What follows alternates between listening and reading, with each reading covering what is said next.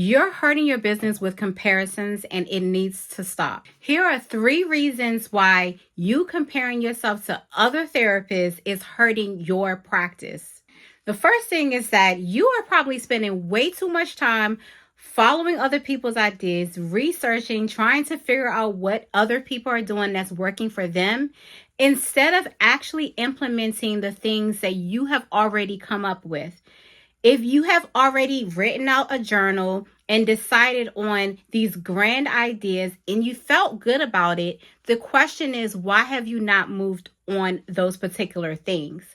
It is because you are comparing yourself to others. And whenever we are in a position of comparing ourselves to others, it prevents us from growth. It prevents us from making business decisions, and it prevents us from identifying ourselves as confident business owners. So these are the reasons why we have got to cut comparisons. So how do you cut comparisons? The first thing I want you to do is go back to the drawing board.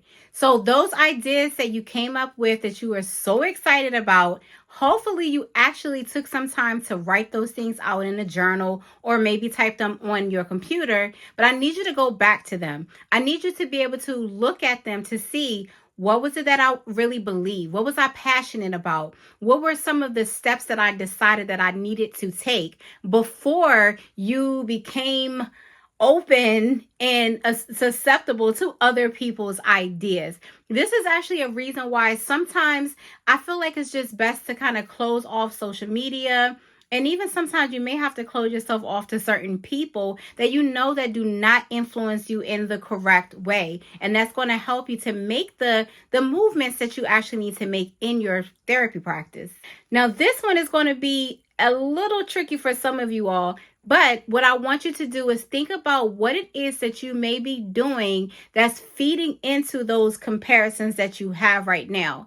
And it also may be certain people that you have in your life. So what I want you to do is when you notice those things are happening, I want you to start to put some boundaries around that. If it's social media, maybe we need to have a cutoff point for when we are actually looking at social media. But you know your own situation and you know what you are exposing yourself to that could potentially be putting you in a situation of constantly comparing. So yes, it is a mental thing, but there are some practical steps that we can actually implement that can help us to become more confident in our own abilities and actually move forward to implement the ideas that we have in our therapy practice. So again, we're all about living out our authentic self, but not just through ourselves, through our business. And you cannot do that if you're constantly comparing yourself to another person. So I hope this helps, and hopes most importantly that it allows you to live authentically and work authentically. Take care, authentic therapists.